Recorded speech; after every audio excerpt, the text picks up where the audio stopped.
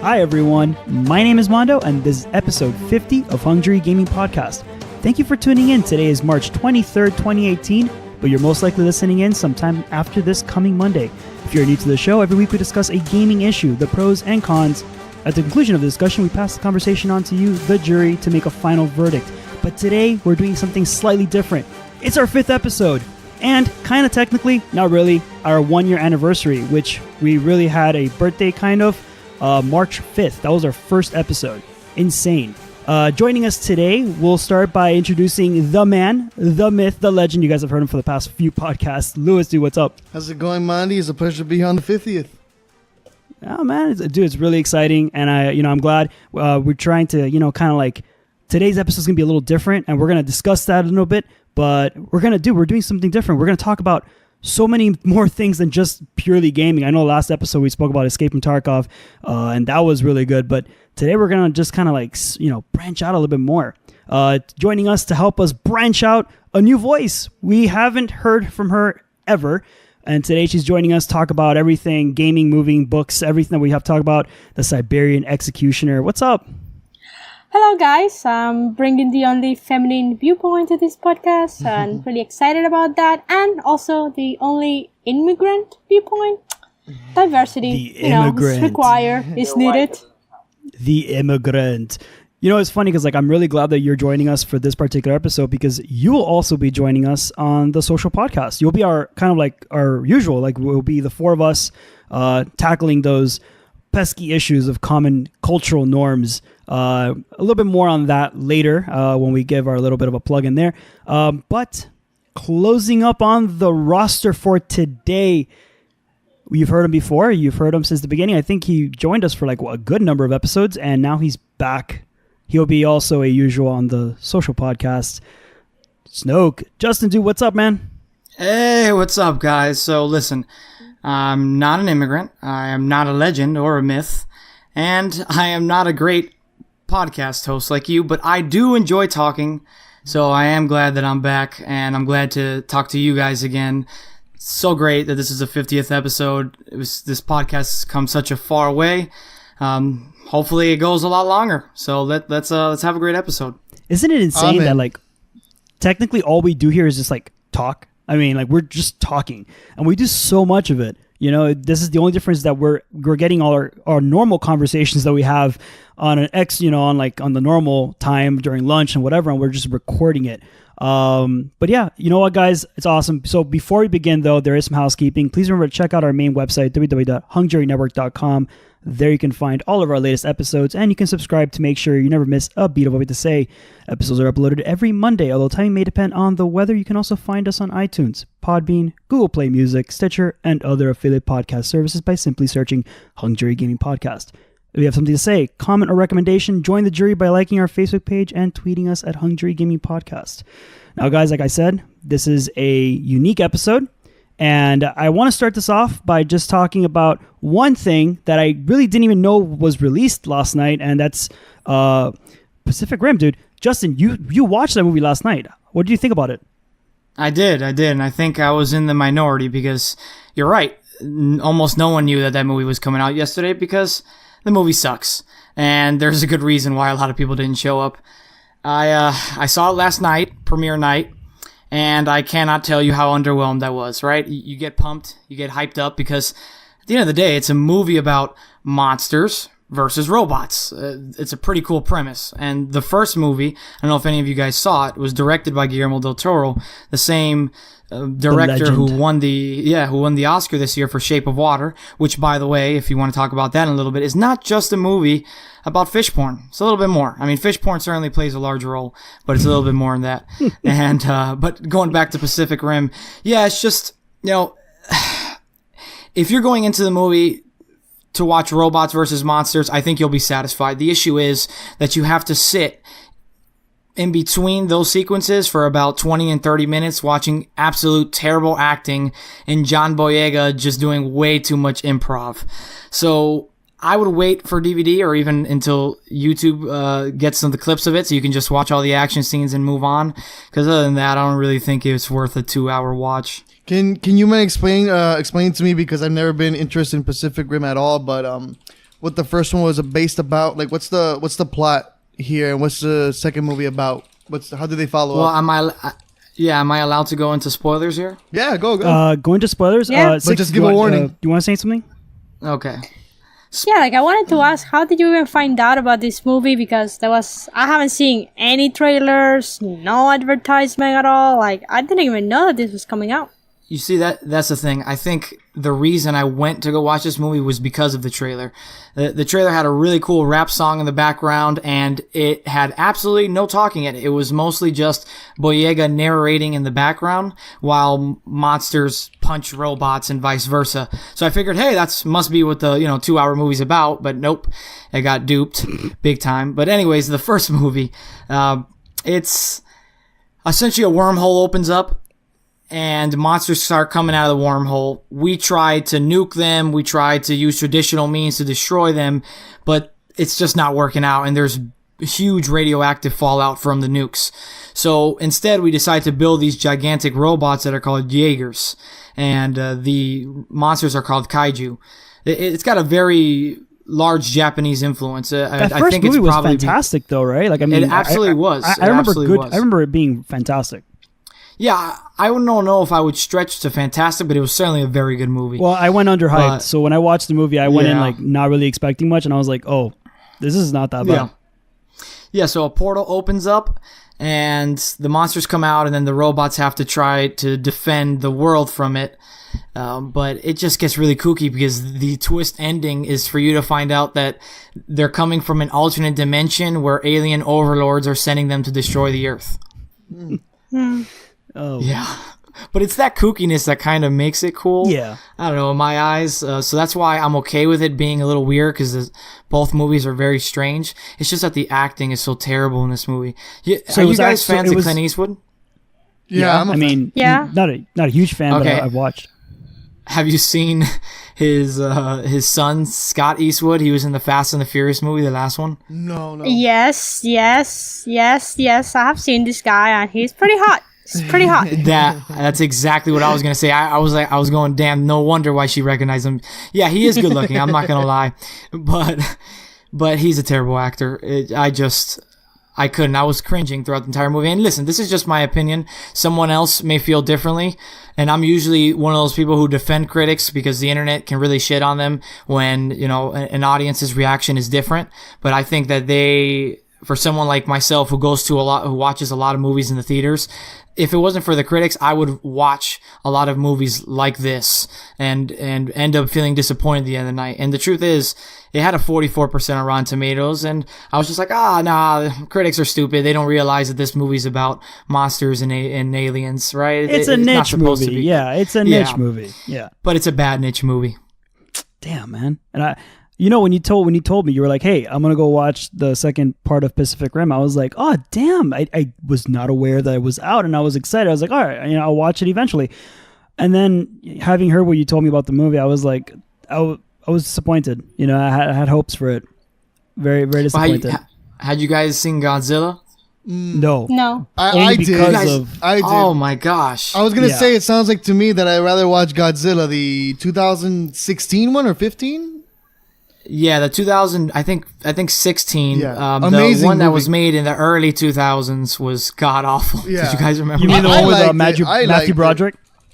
Yeah, you liked it, even though they were like little baby Godzillas, and they were running around a building and would throw gumballs Wait, down it to was- trip them up. I always thought it was like a cross reference with Jurassic Park, wasn't it? It was like Yeah. they just Yeah, The thing about the movie though was that the CGI was amazing and they had great action scenes, but just the acting was horrible. That's the problem, Yeah. and the plot was kind of whack, Yeah, it was but the CGI was great. I liked Godzilla how it looked. I completely agree with you, but I think that's usually the issue with these monster movies, is that the monster and whatever the monster's fighting becomes the focal point, and the secondary plot and the acting is not very important. And I think that's what Godzilla, the 2016 one, did great. Remember, Bryan Cranston was like in the first third of the movie? Yeah, which Oh, kind man, of he ends up sucked dying because in- I want him to continue. Exactly, because I think the first third of the movie is the best. Because he's just, it was right off of Breaking Bad too, so his popularity was absolutely through the roof. But he's just a great actor. He is. He's well rounded. He could do Yeah, everything. yeah, he is well rounded. You know who's Godzilla also was well just rounded? huge though in that movie. That's the biggest Godzilla's ever been. He was, but Japanese people thought that he was fat. What? Nah, please. Yeah. He the monster? Yeah, that Godzilla was too fat. He's a monster that actually becomes like a hero at the end because spoiler, he fights like two other like alien monsters that were also from the original series, and he fights them off, and they were trying to kill destroy the city, and he ends up becoming a hero at the end, and it's kind of sad, but he's still alive at the end, so there's gonna be another movie hopefully. So are you guys going to watch this new one or not? Because I want to spoil something for you. I'm not watching it. I'm not watching it. I'm not excited for it at all, actually. No. Okay, so he was just talking about how Godzilla had to fight those two monsters, and that fight ended so epically. Do you remember how it ended, Lewis? I know he shot a beam. Yeah, he opens the monster's mouth and shoots a beam down his throat. Which is just so badass, Yeah. right? So this movie, I'm thinking, okay, at the very least, you've had me sitting here for 2 hours watching this terrible acting. Yeah, it's gonna show have a me a badass badass ending, right? epic fight. Yeah. Yeah. Dude. They fly up into the atmosphere using a rocket tied to their hand, and they drop down from the atmosphere and like Kamehameha punch like a falcon punch the guy in the face.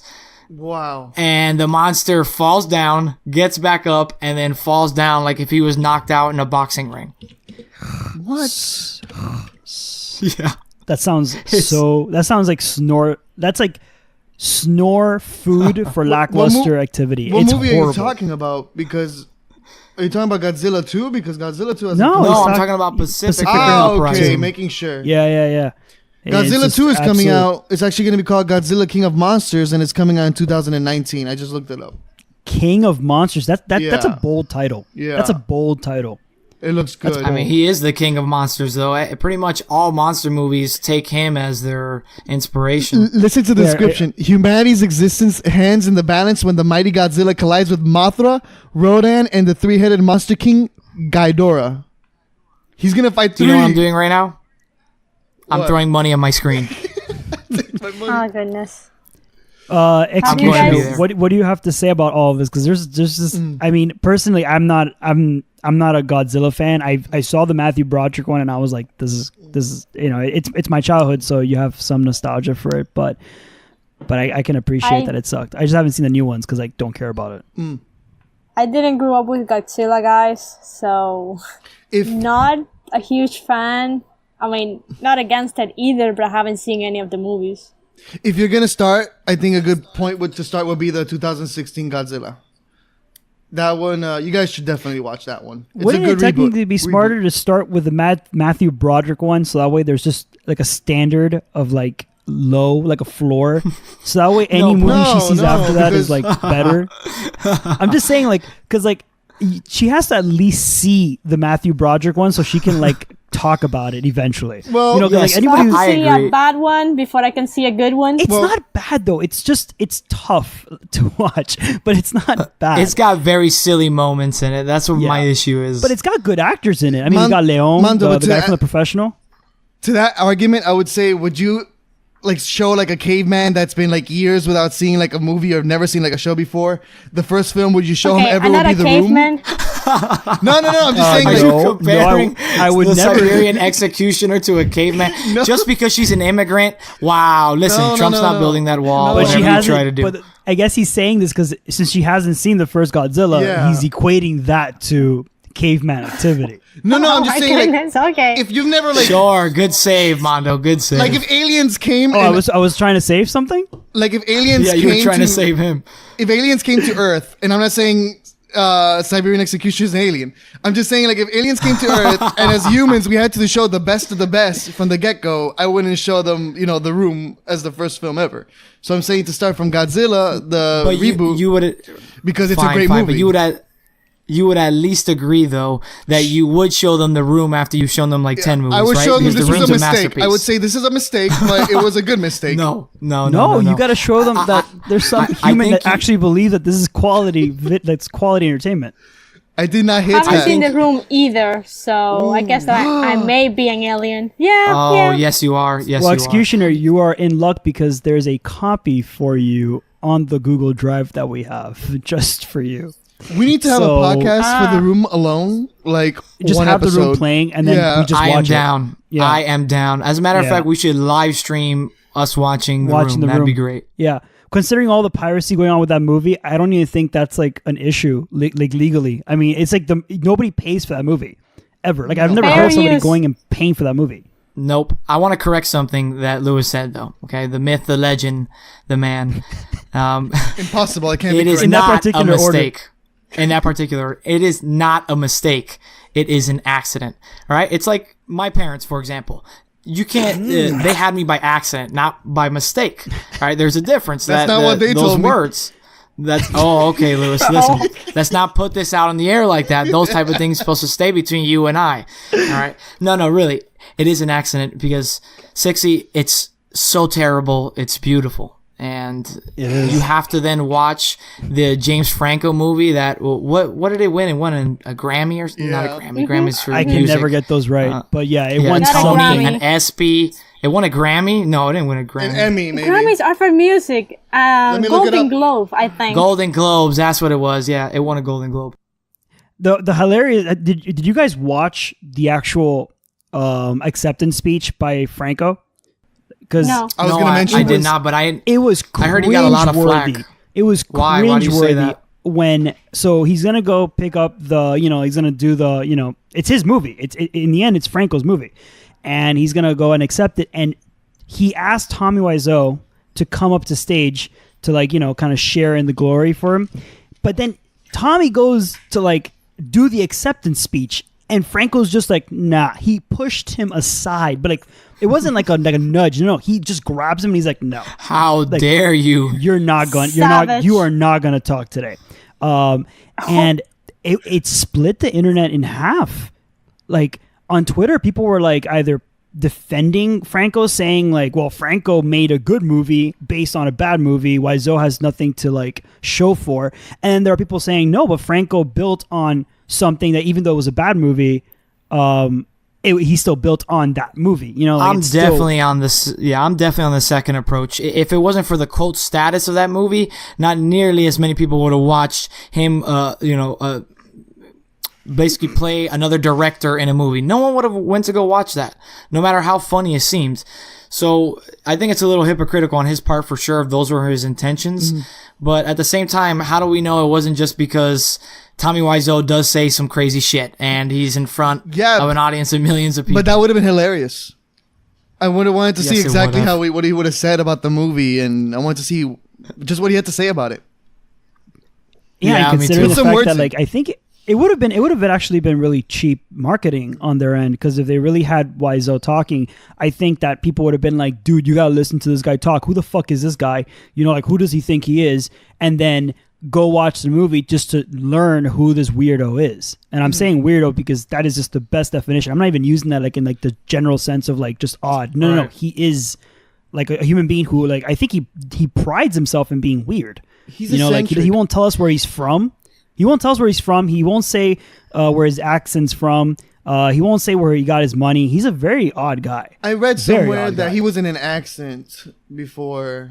I think it was a car accident. But I can't feel bad for him if he won't at least tell us that. I just think he was I think he went out of his way to look like that. To just be this odd person. I think he did, and even if he did, I would feel more comfortable spending time with him than I think I would with James Franco. Because where I thought you were going with this conversation was the whole Me Too movement and how he was getting a lot of flack for not promoting the movement like everyone else did while they were giving a speech. Or actually, no, they complained that all the men didn't.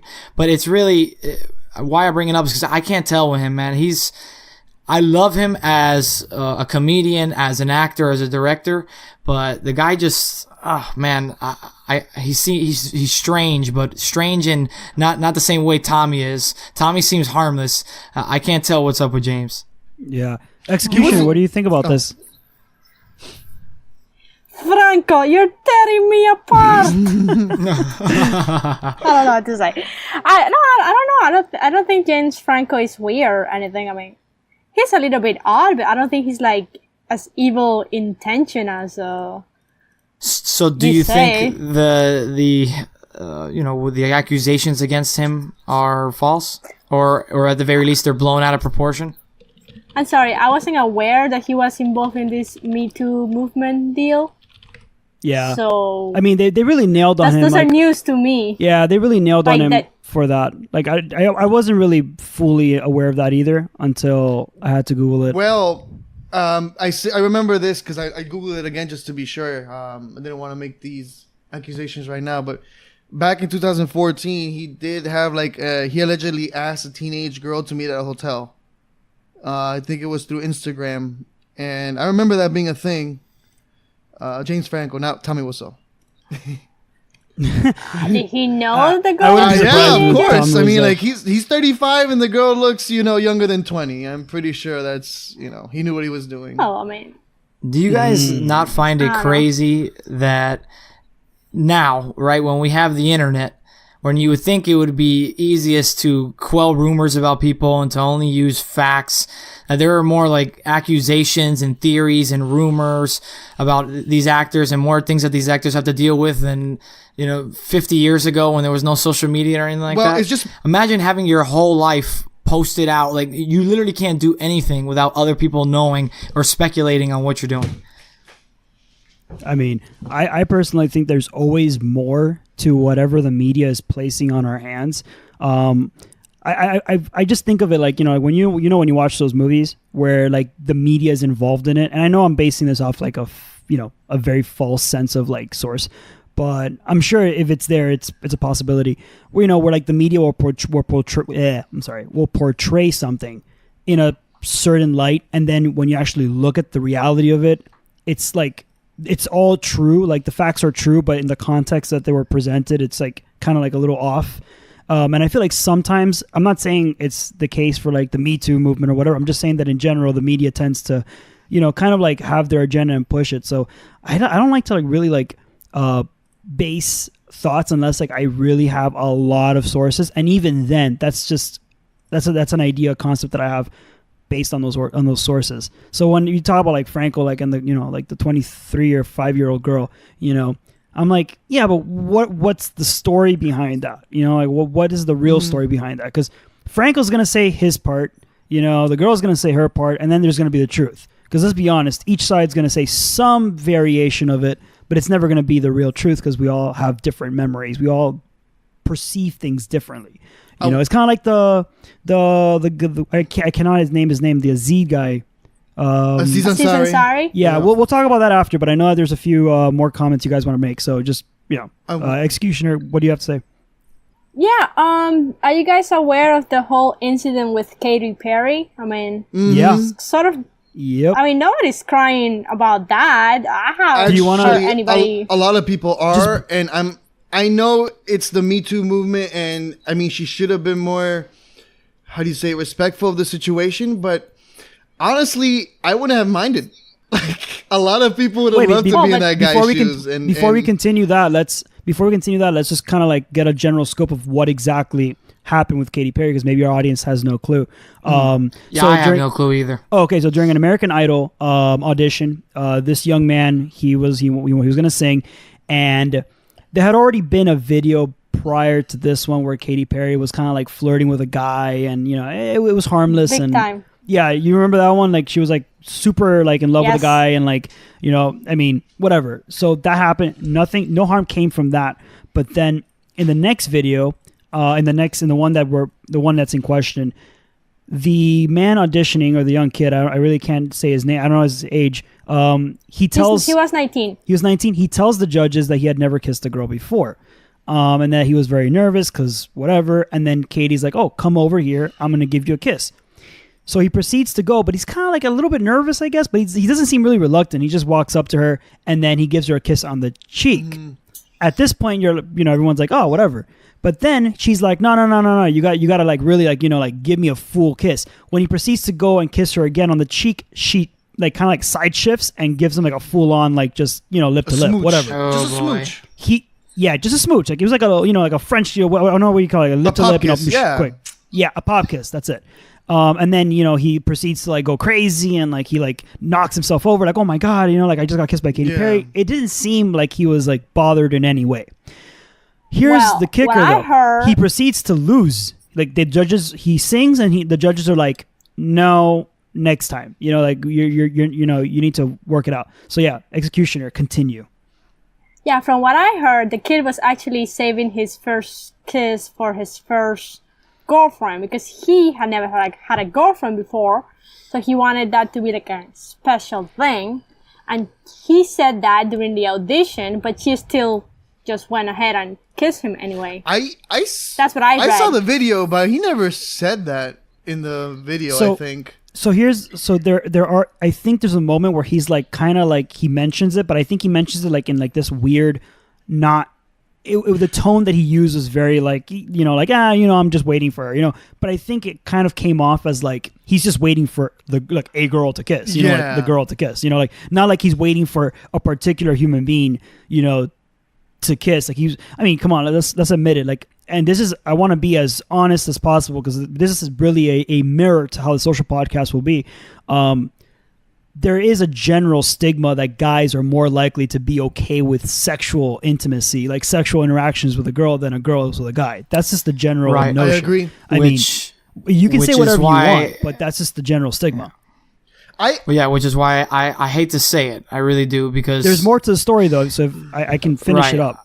So I don't want to come off as a social justice warrior, but I think if we want to be equal, that slight turn you're saying she did without really, I guess, him consent. Going for it, without his consent, it's a no-no. I'm not saying that it should be something that's punished or something, that like, so I've seen people be extreme online and call it sexual. So it's like, that's ridiculous, right? Especially when you take in the fact that it's different from one gender to another. And I don't care what anyone tells me. At the end of the day, men are much more aggressive sexually. And like you said, with intimacy and more comfortable with it than women are. And because of that, I think the standard should be a little bit lower for female to male interaction. But Katy Perry's hot, so I'm sure that also helps.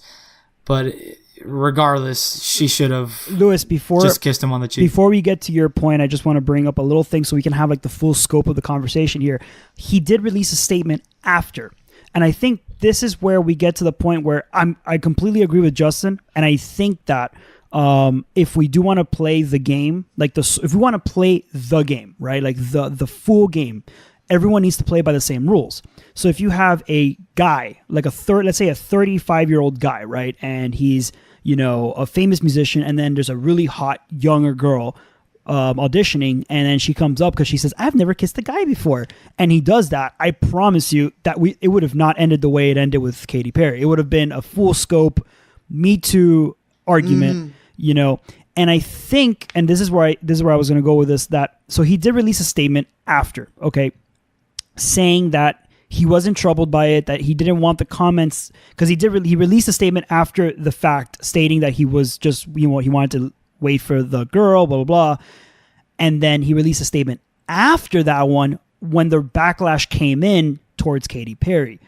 That's when he released a statement saying that he was not bothered by it. He didn't want any harm to come to anyone. He didn't want like any negative negativity towards Katy Perry. He just wanted to make the statement, but that he was not uncomfortable with the kiss.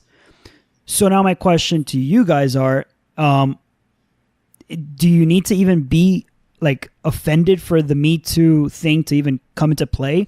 Because now the question comes to, like, he didn't consent to it, but then after he's just like kind of like, I'm not that bothered by it. But maybe somebody else would have. Go ahead. I just wanted to say, Lewis, go. If I was in his shoes, I'd feel very lucky. I mean, that's it. That's the general thought, yes, though, right? Like, I think true. most guys would be like, dude. It's not. I think married guys would be like, babe, hold up. I'm going to get a kiss by Katy Perry. Yeah, like, I mean. Be right back. I mean, look at my status in the world compared to hers. Like, I mean, she's very attractive. Not only that, like, I would have been okay if she did it, like, just because she was attractive. Like, but that's me. That's me. I know I'm saying everyone has their own opinion on how it should be done and the consent. I understand, but I just feel like we're getting very sentimental on situations such as this, and literally, artists have it a lot harder these days, I want to go back to the beginning of this whole like branch of topic and conversation that we got into. The media has been such a hard thing for artists these days because everything can go the wrong way nowadays. Now, artists have to be concerned about everything they say, everything they do, because it could be taken the wrong way, and then one tweet or one post or one picture can completely be blown out of proportion and completely ruin someone's career. I thought that once I was reading this about the whole Me Too incident with Katy Perry, that it was gonna hurt her, but so far it hasn't. But if it was, like I'm saying, in the other guy, if it was a man that did that to a girl, I am pretty sure it would have been taken even harsher than it was with Katy Perry. And the media definitely has played a role with that. But like I'm saying, point is that I wish I was that guy. I think a lot of guys would wish that were in that guy's shoes at that situation. And it was blown out of proportion in my opinion. Okay, so what if the girl was Rosie O'Donnell? Would that have been different? Oh yes, no, I need a consent from that. Okay, so everything is based on looks. I mean, everything is based on looks. If the girl would have been ugly, I mean, Leia had no problem with Han Solo, but when it came to Jabba the Hutt, she was like, no. So like, there is. Yeah, I agree with that. I want to start off by saying to the legend, myth, and the man, Lewis, don't undersell yourself. You're beautiful. You're worth just as much as Katy Perry is. Okay. I mean, I did date Jennifer Lawrence. You do have strikingly beautiful eyes, like she does. Yes, exactly. And with that being said, I also agree that we should just wait until after that person who's been kissed or who's been harassed or whatever way we want to portray it gets an opportunity to speak on how it made them feel instead of projecting the way we think that person should feel based off of the way, we might feel. I mean, again, there are 90% of men, and I'm just throwing a random number out there, but 95% of men, like you guys say, would be completely fine with what Katy Perry did. 5% wouldn't. And that 5% are entitled to feeling the way they want to and to getting, not retribution, but, getting an apology at the very least if something like that happens. But yeah, it's just, things are way blown out of proportion. But to respond to Lewis and what we had talked about earlier, I just think that's the contract you sign up with, right? When you're rich and you literally make millions of dollars every year just because of that popularity, that's part of comes with it, that fame, which is why I'm sort of glad that I'll never be a myth and a legend like Lewis. I'm saying it's so much harder these days because like what seemed normal back in the 70s or the 80s, and like the 90s, it was now today it's like the next day is going to be different. You don't know how to behave anymore. Like, you're going to be scared to do it, like try to be a little bit more like not dominant, but more like, assertive. And I think Katy Perry was just being an actor right there. She was just trying to make a show out of it. She didn't think she was going to get back. She was just being a good host. Yeah. But at the expense of somebody else who probably wasn't a willing participant on the whole thing. She took a chance, and it didn't seem like it. I mean, it backfired only because of the internet's reaction, right? Because you can agree, Executioner, that, like Mondo said, the guy didn't care. He had zero issue with it at all. So, I mean, sometimes it works out the way you think. It seems like he cared at first, but then he kind of like backtracked his statement. So I really don't know. Yeah, it's a little odd because he did. I mean, the original statement was kind of weird. It was like, not weird in the sense like it's weird when you think about it. The next statement, because the first statement was like, I didn't want that to happen. But yeah. But you don't think that it could be the other way around, where the social pressure from what we're talking about, from people reaching out to him being, oh my God, I can't believe Katy Perry did that to you. How dare she? That couldn't have also influenced him to come out that way the first time? We don't know if it's a fact of popularity. We don't know if he wanted to, get some more fame. I mean, people have different motives for saying things. I don't know if it really affected him.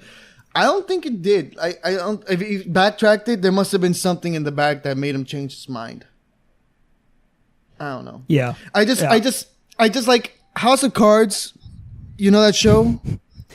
I may have heard of it. Yes, the one that's ending because Kevin Spacey's incident. It's but over. the point of the show, what the show taught me was that there's a lot going in the background that we don't really know, and that's why I don't like the media so much, because the media just puts like these like these front pages Fake news. not fake news, but they just put like whatever it's convenient and gets views. But then there's some people that won't go further deeper into the analysis and actually make a rational decision on what they read. You get me? Well, And that's- let's take that conversation and let's actually bring up the Katy Perry incident with the kid. That was very watered down. I mean, it didn't get much traction after the fact. You know, the kid released a statement and it pretty much, you know, stayed at that. But let's talk about one that I think that it got a lot of traction. A lot of people were talking about it. Aziz Ansari. Aziz Ansari. The actor was then this girl, like, she went up to him and spoke to him, and she was just, you know, on him that she wanted to spend time with him, blah blah, until he finally just, you know, kind of was like, all right, fine, let's hang out. He takes her back to his place, and then a series of like sexual acts takes place where she's constantly saying she doesn't want to do it, but she continues doing it. And throughout the entire time, she never brings up any mention of like trying to leave or any, you know, like there was never, it was just this idea of like, he peer pressured me into it, you know, like I didn't want to do it, but then I did it, you know. At what point do you kind of cut the line off and you say, you just did it, you know, like peer pressure shouldn't be just enough for sexual assault. I mean, like it's just pure, like, I mean, there's a point where like, I think like holding somebody back, you know, like holding them down, keeping them from leaving, or something more along the lines of like not giving the person a physical, tangible option to say no, you know, just saying no. And then the guy being like, oh, come on, you know, please. And then her doing it. That's not sexual assault. That's just, you know, she's caving into the niceness or whatever, because she's being nice. I mean, at what something. point does the negotiation of sex become a negotiation to sexually assault somebody? You know, like that's the question. No, I get what you're saying. I mean, definitely, I don't think it was sexual assault, but it's kind of weird in today's world to deal with the whole, from a girl's perspective, to deal with the whole, how I go about this negotiation, because you have less bargaining power than the guy, especially if the guy has like more money than you or something like that, or is famous. It's a tricky situation. It's a really tricky situation because you want this person to like you, and if that person knows that you want him to like you, like, it could be a girl too. Isn't that arguably like what happens in most high school relationships though? Like I'm being really honest here. Like I'm just saying, like the girl meets the guy and then she's like, oh, like, you know, like I want him to like me. What's the easiest way to get to any guy? You know, like let me show him boobs or let me do something. Like I'm just saying, like negotiation of sex. And I totally get you. And power play definitely takes a term in the conversation when you're talking about, for example, what was it, Weinstein, right? Where it's her job on the line. You know, like now you're talking about a guy who's taking a position he already had, right? A relationship they already had existing, and he's saying, I'm going to remove this relationship if you don't do this to me. And that relationship affects like her financially, her career, you know. But just having like, I mean, for this girl, for the actor, I can't say his name, I forgot. The fact that she kept, you know, she went up to him. She's the one who, you know, like who promoted the act of like, let's get together. And then the fact is that there's really nothing. If she wants him to like her, then that's the consideration, right? Like we're gonna take this into like a little bit more of a legal perspective. That's the consideration. She wants him to like her, and so she does whatever like he says. If she didn't want to, she could just back out. No financial, you know, nothing hurts. You know, like she just leaves. Yeah, that's not an excuse. I think it either has to, like what you said, it has to damage her life in a way of that's like financial, reputation wise, something of that sort. And there has to be like either the guy's very aggressive or does force on her. But yeah, he physically holds her down, or he says, "Oh, I felt bad."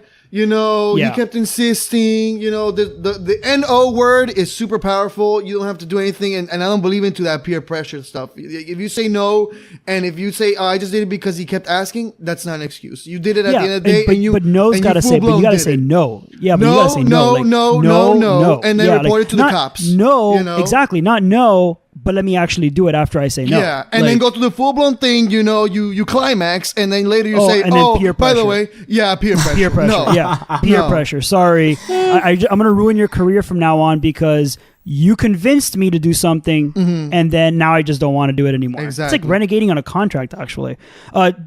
Justin, I know you've here's been wanting why. to make Yeah, here's why this gets so complicated, though, is the reason I think that this sort of culture and this ambiguity when it comes to rape and sexual assault is never going to end is because it's impossible to find a solution that helps everyone. If you go completely transparent and do what we're talking about, right? You have to get consent at every stage of the game. So consent to kiss, consent to do more than that, consent to put your hand down my skirt, consent to put your hand on my breast, and et cetera, moving forward. The issue we know with that is that completely saps the intensity, at least for some people, and the romance of sex, right? No one wants to have to ask literally every single turn to make sure they don't end up getting charged with sexual assault or put in prison later in the future. Make them sign a contract every single time. But then on top of that, you have people exerting their power, like we've been talking about, and exerting duress on you. Mm-hmm. And yes, while I agree with you that we have to empower women to feel able to say no, even when that person holds that position of authority over them. We also need to be understanding when insecurities, right? So maybe believing that without your agent, you're not going to be able to find a job in Hollywood and you're going to be a disappointment and a failure. Is that accurate? Probably not. You're probably only going to have more people support you by coming out like the women are doing now and saying, hey, fuck this guy, he's a pervert. But there are some women who are not strong enough to do it, and men as well, both genders, not specific gender-wise, just that women are the ones who are taken advantage of much more. So, yeah, it's a super complicated issue, and I don't think that ambiguity is going to go away anytime soon, which is why we protect people. Why people like Weinstein can get 10 attorneys and for the next 10 years, like Cosby did, just litigate and, accuse the other people of being liars and just live a life where you have to, I guess, be undercover because if anyone sees you on the street, they call you a piece of garbage, et cetera, et cetera. They do that already, so I'm used to it. Yeah. You're a piece of garbage. Yeah, thanks, man. Appreciate it. Yeah, I love the podcast. Thanks, man. Appreciate it. My answer's the same for everyone. Louis, what do you have to say, man? Let 60 go. She was before. Okay. Gosh. Just we're looking at this in a very like Hollywood perspective, but from a simple person perspective, I mean, there is a lot of power that a simple guy can have over you. If let's say that you are at his apartment and you say no, I mean, that guy, technically, your no is sort of meaningless because that guy can probably overpower you physically. Or let's say that you say no and you go home. What if the guy follows you home, So it's sort of like, it's like Snoke was saying, Justin, it is really a tricky situation. In our day-to-day life, like normal people, I'm a working person, you're a working person. Imagine when you get to the Hollywood level, that's like a whole other level right there. Yeah, it's a whole different You gotta actually community. be with people to actually get more popularity and reputation up there. To get more. Yeah. But what I was gonna say was, it's scary these days when you're dating now because now you have to be, like you said, you have to be asking all across the board, can I do this? Can I do that? Can I do this? Can I do that? Where before, to me, it was just like, I'm nice. I don't want no one thinking that I'm against the Me Too movement. I'm not like that. But where's the days that, for example, you can go up to a girl and be like, can I kiss you now? And then as you're kissing her, you can try more stuff, like, because the girl likes you. Like, she's letting you. Like, there's a consent there already. And then if she rejects you, you stop. Like, the legend, the myth, the man. Sorry. Here's the thing. I think at least in my limited world experience, that most people you meet don't need that much, right? We hear the extreme examples, what we were talking about earlier in the media, right? It's bad news is what sells. Bad news is good news for them. So how often do we really hear from the average person? I'm sure if they were to take a study or something like that, most people really wouldn't want, or most women or men wouldn't be turned on by their partner asking them at literally every stage and not just being spontaneous and doing something what they want to do to them. So I don't think it's got to that issue yet. It's just, again, a very loud vocal minority outpowers the majority, and we live in a very PC world. So yeah, you definitely have to be careful. That's for sure. Especially if, I don't know, your position's on the line, or you work in some like a government office, something like that. Anything that puts you in the public eye more than other people, you definitely have to be careful. It's not that. It's just that with Facebook or anything, if you go, anyone can tweet anything about anyone these days and say something that's not true.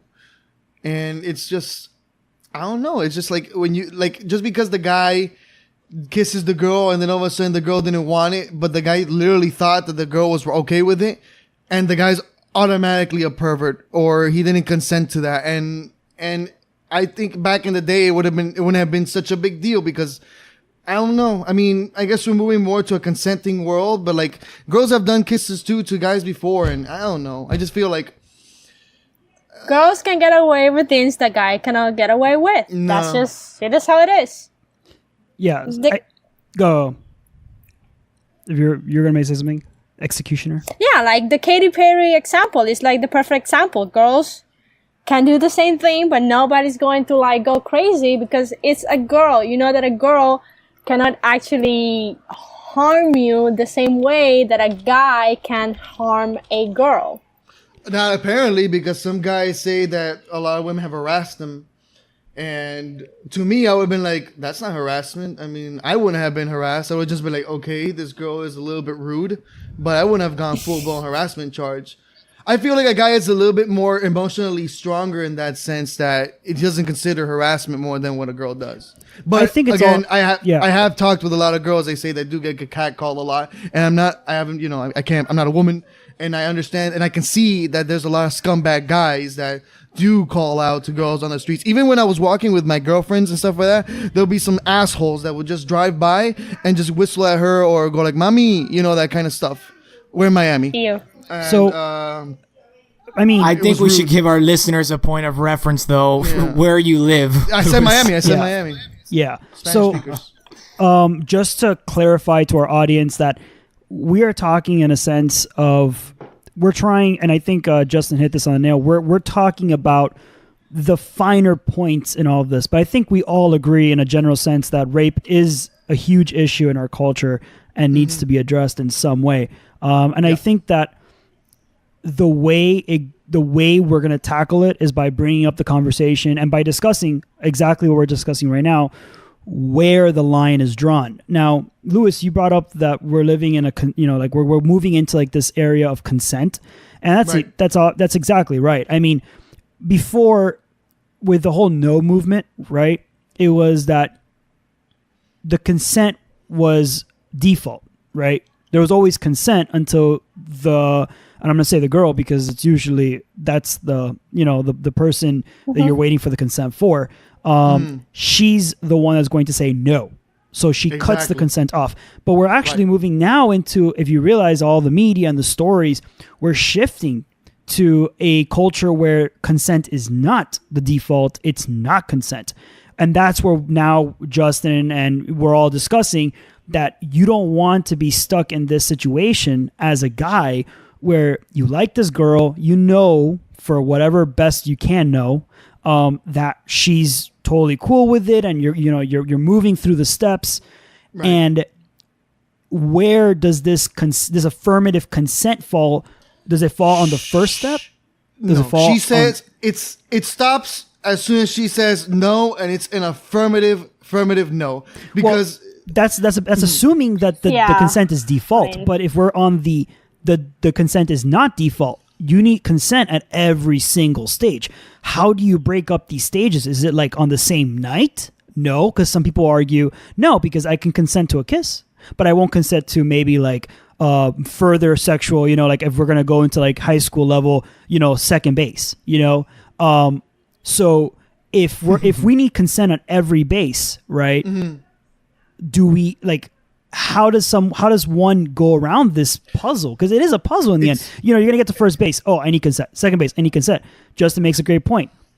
A lot of people are not going to go through the trouble of doing that. It takes away from the humanity of sexual intimacy. At least it takes away from the braveness, from the confidence, from the attraction. Yes.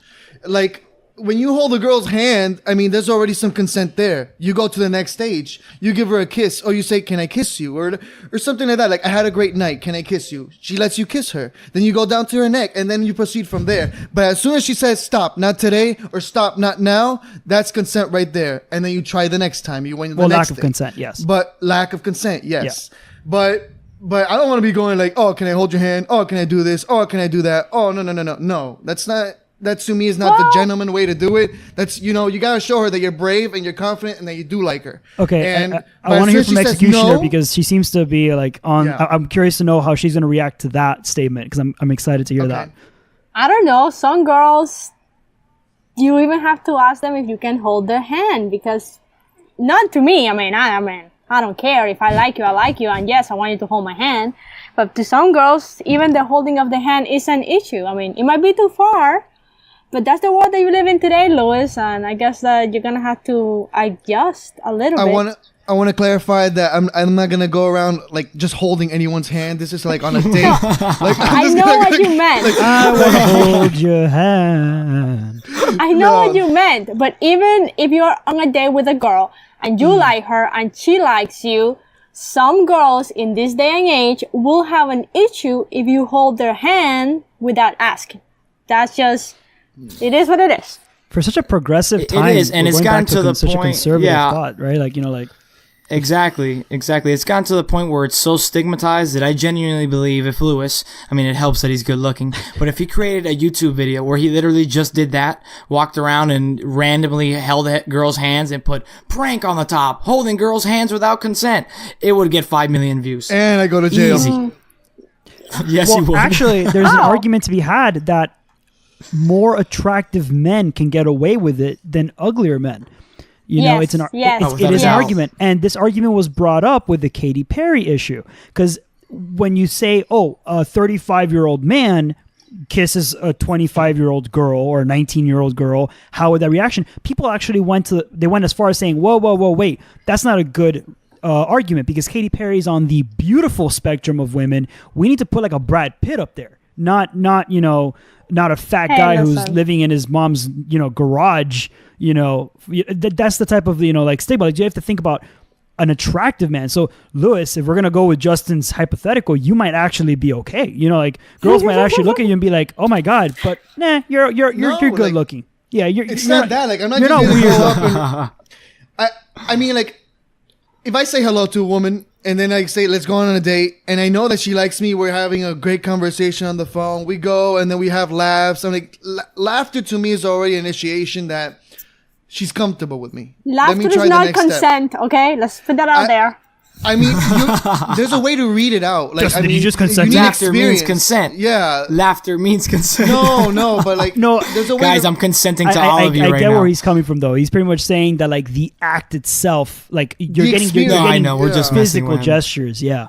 I've gone on dates and I haven't done anything with the girls because I know that I can't, because I from the experience, I'm like, this girl is not interested in me. I'm not going to even try. What do you feel, though? What do you feel that gives you an indication Lack of conversation, like lack of response, lack of rebuttals to what I'm saying, lack of any communication. It's not there. Lack There's of no chemistry. Feelings. There's no, lack of chemistry. Lack of chemistry. You know what I think is also a huge tell? The way someone looks at you. Mm-hmm. Oh, okay. Yeah, Everything is absolutely. in the eyes.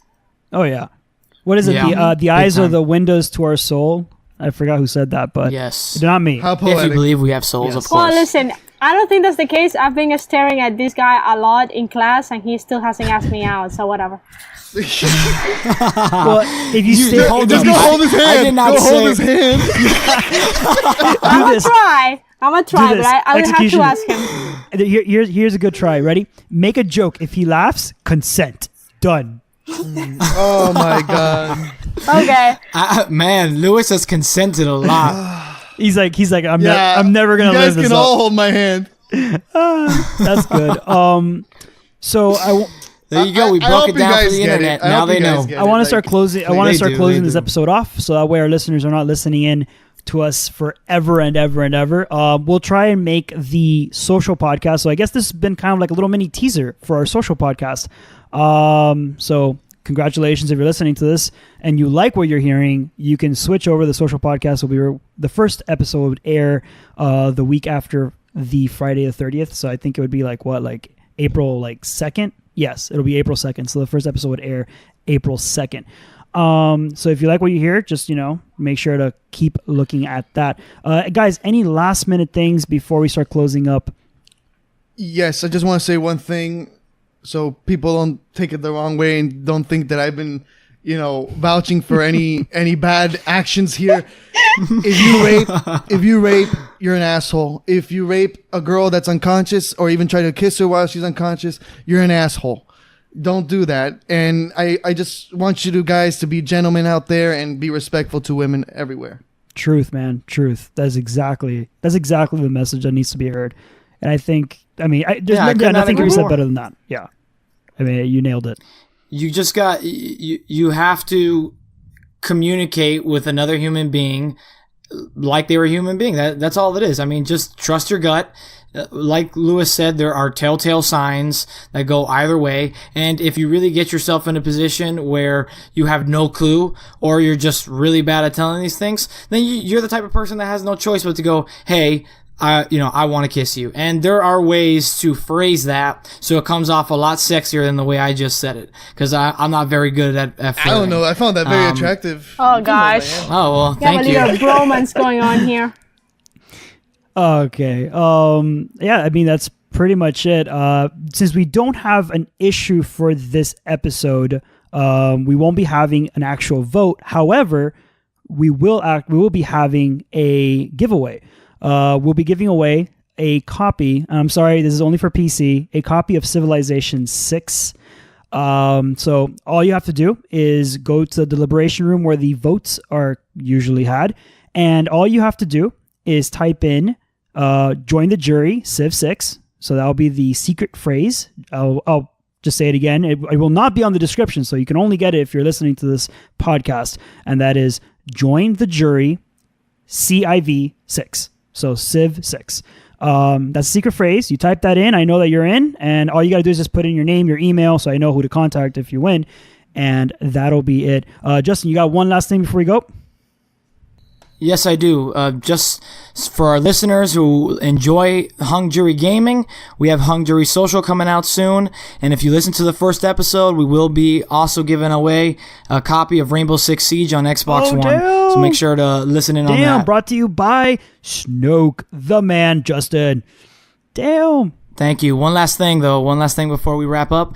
I just want to say congrats to you, Mondo. You started this thing, and it's grown big time. 50th episode is a huge benchmark, and I'm sure there'll be another 10. So looking forward to speaking to you on the 500. Drink to that, man. Drink to that. And I hope that we'll have the rest of us join in. I know that for sure we'll have this four lots. Yeah. It'll be us four manning the social podcast, hopefully with some guests jumping in and out, but this will be the general host roster.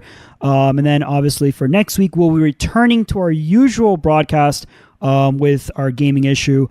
Yet to be determined, not really sure where I think we might go kind of talk a little bit more about Sea of Thieves on the next episode. I know, Justin, you're probably going to want to jump on that one because we're going to be talking about that. Yes, I would. There's a lot to be said about that.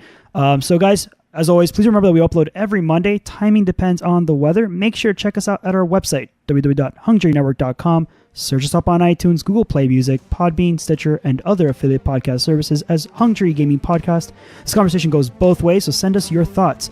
Join the jury by tweeting your comments at Hung Jury Gaming Podcast and join the Facebook page.